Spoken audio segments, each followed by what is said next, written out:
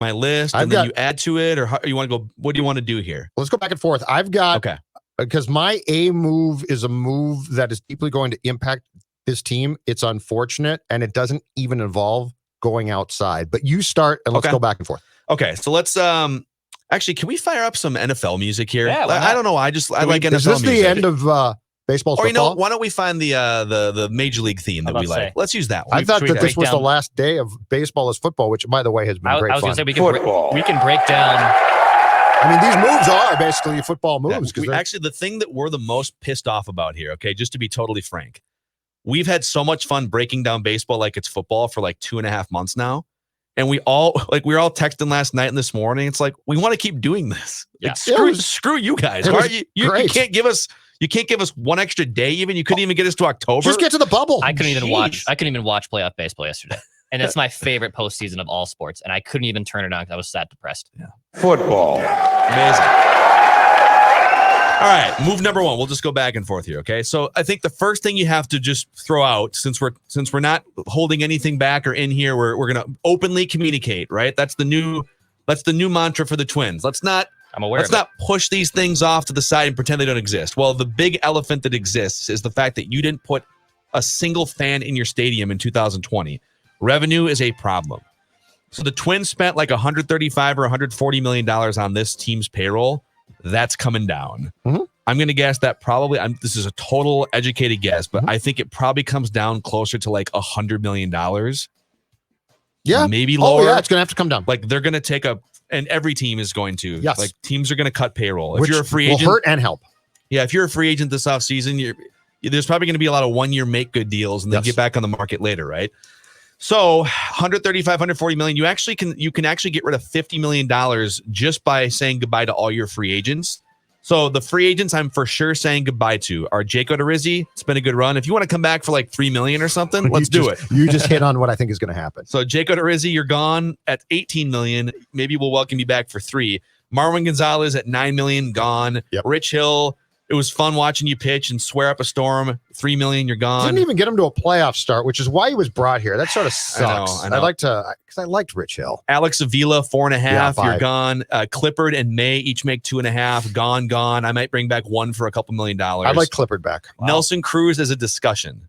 He's a discussion, and it's that's going to dovetail perfectly into mine. All right, so I am saying goodbye to a lot of these old guard free agent guys and opening up extra financial space. All right, go ahead. Do we think the National League is definitely going to go to the DH adopted for 2021? I do. Yep. Okay. All right. So Nelson Cruz now just got a whole laundry list of teams that were ineligible to bid on him who are now going to bid on him. He's in fantastic shape. He takes naps. He's going to be 41 on July 1st, but somebody's going to give him a multi-year contract. I guarantee it. Someone's going to pay him. I don't think the Twins can. But I've got your solution because Falvey, Baldelli, Dave St. Peter, Levine, all are going to sit down, maybe even Jimmy Pohlad. They're all going to sit down at some point in time and talk about what to do here for 2021. And move number one, I don't even like this move, but it's going to cost Cruz his job here for sure. And it might even impact what happens to the guy currently playing first base on a daily basis. Gentlemen, I present to you the dilemma of dilemmas.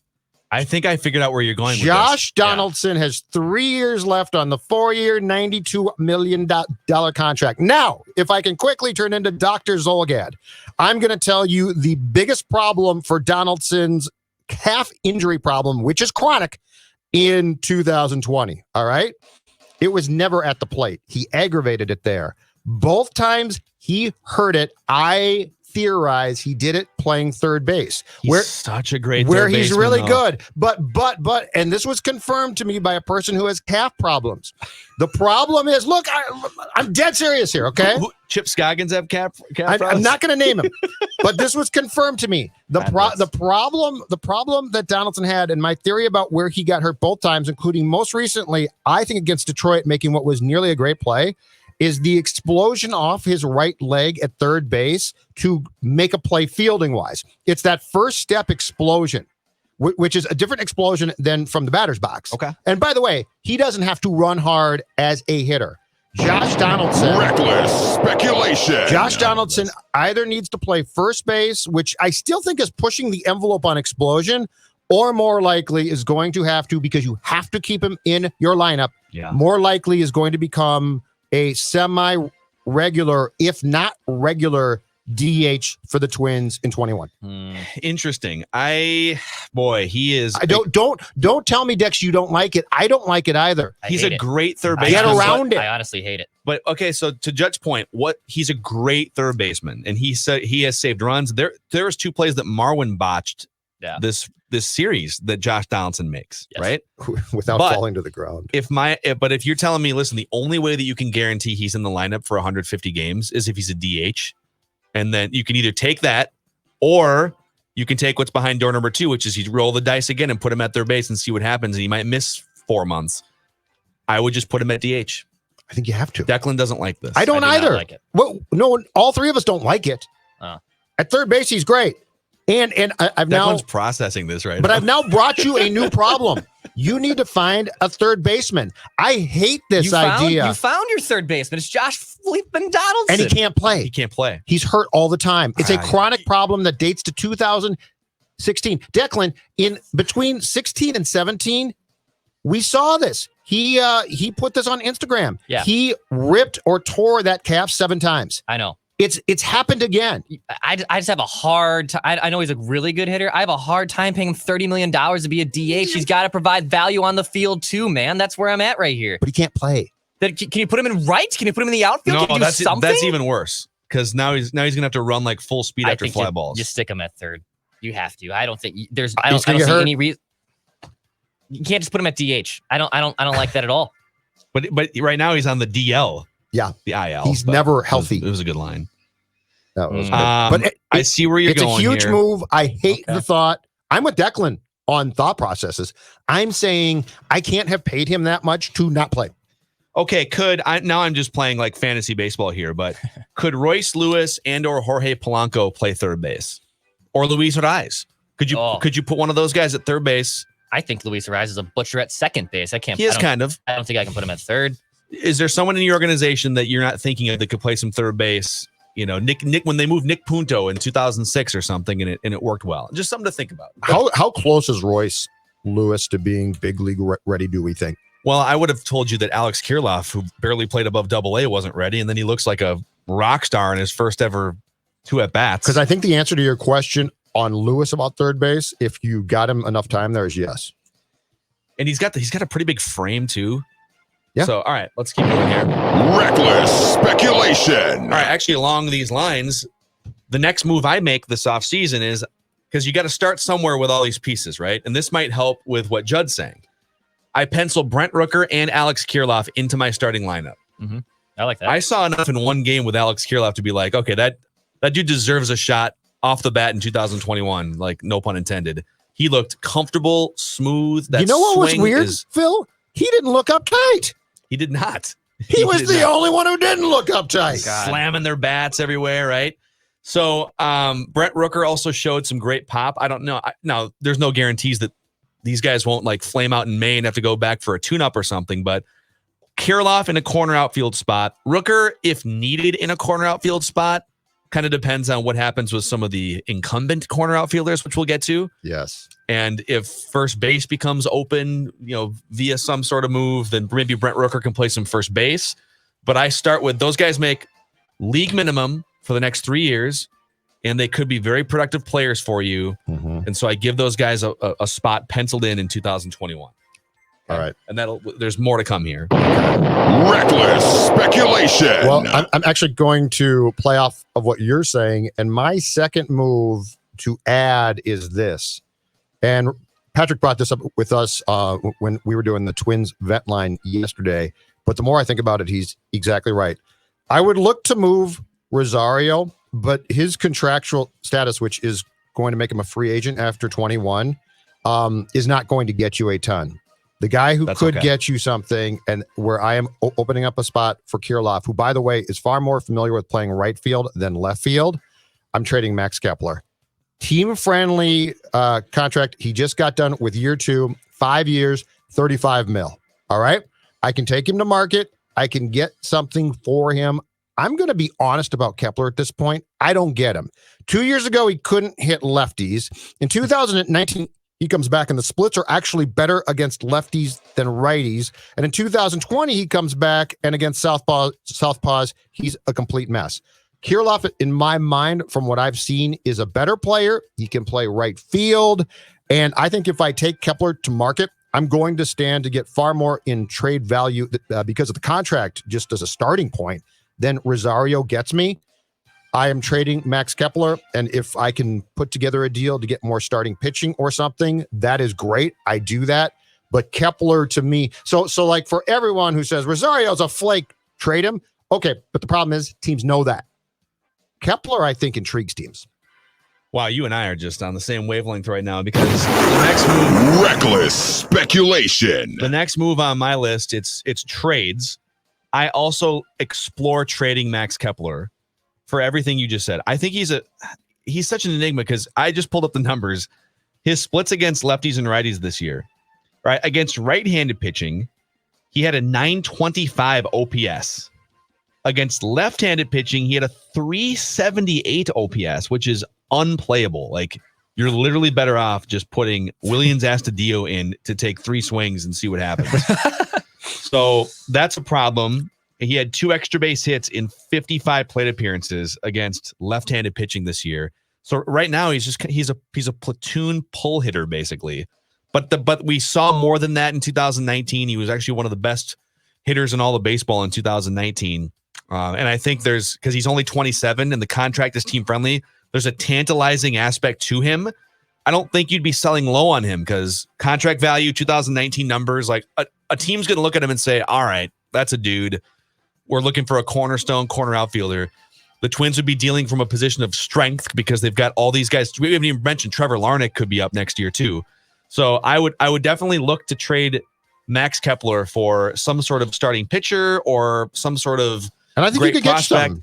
Yep. Yeah. Clear room out. I also explore trading Eddie Rosario and Miguel Ceno because the Twins, and Max Kepler lump him into this too, the Twins lack on base guys. They've got Bomba guys. They've got streaky Bomba guys, but they just need guys who slump less and who get on base more often.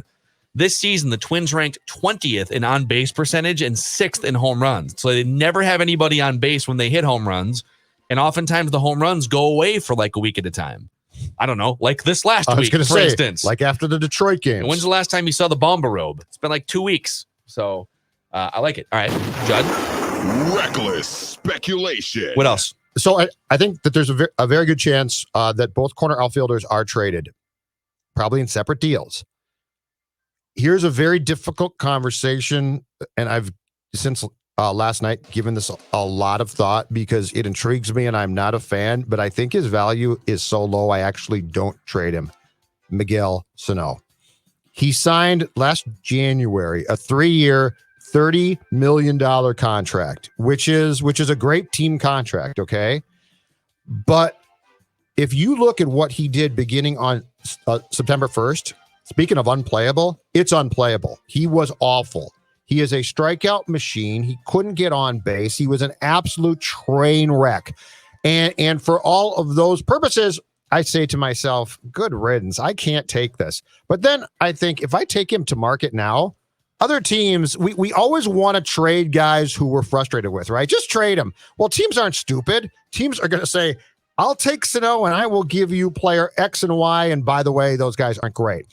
So I actually think that Ceno, with a team-friendly contract, devalued himself so much in September and the playoffs that I can't trade him because I'm not going to release him and or basically just hand him to you.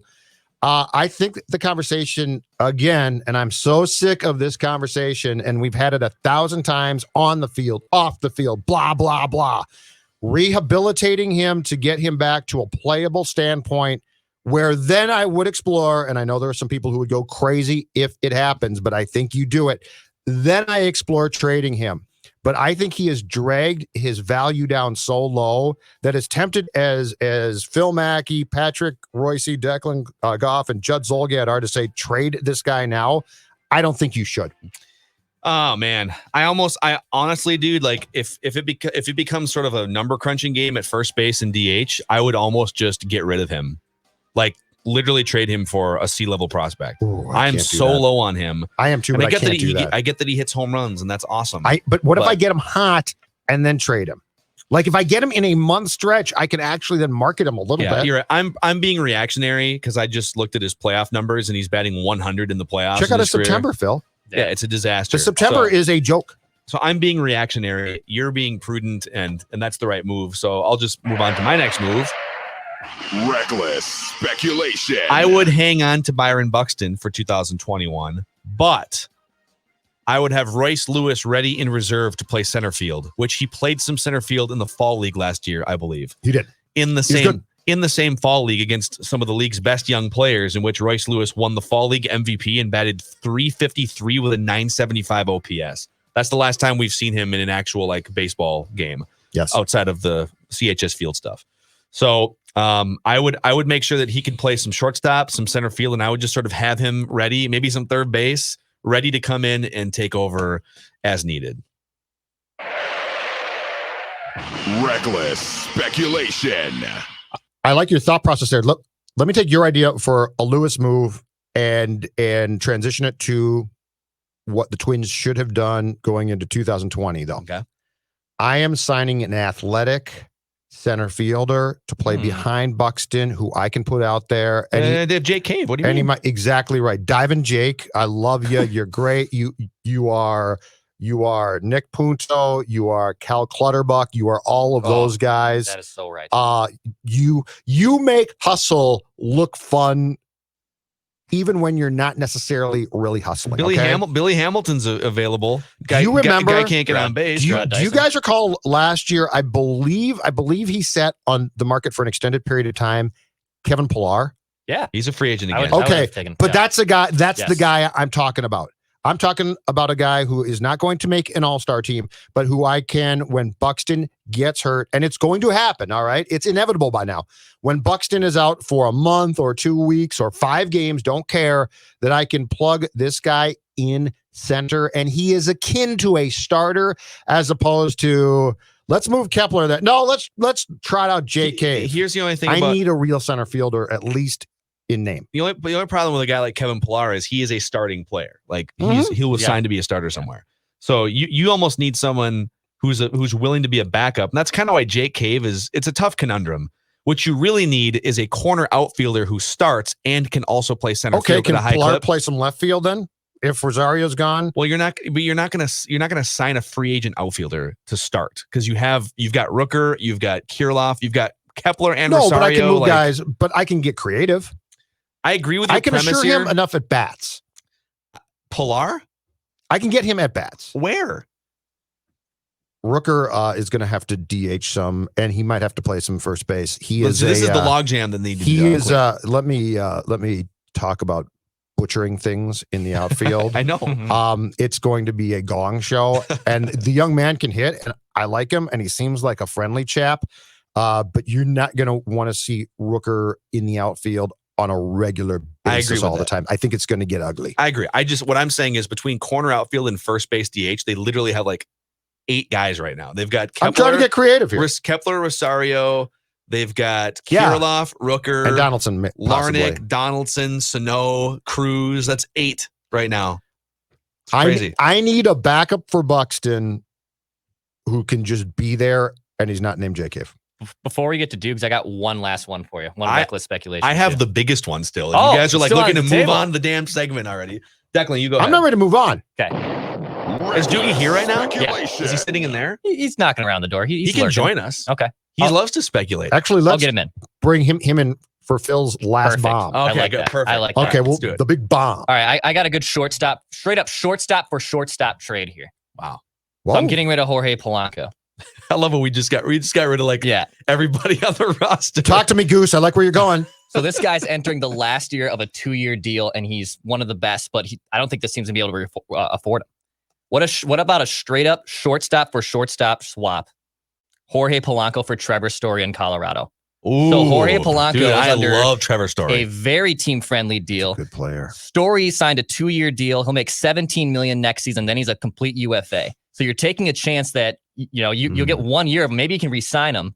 But Colorado is probably not going to be able to get to market what they really want. But if you could get an obtainable shortstop who has an all-star resume, that is a starting point. You need something else from Colorado, though, because even though Trevor Story is a better player than Jorge Polanco, Polanco's been a really good player, and his contract is long. But if it's like Colorado kicks in Trevor Story and an elite reliever or prospect or whatever, like right, can they kick in some cash to pay the contract? To what? To pay Story's contract? Well, Story's going to make $17 million next season. I mean, I don't think you'd have to swap salaries or take on salaries. Story. $18.5 million for Trevor Story in 2021. Okay. And actually, I believe he's a free agent in 2022. You're right.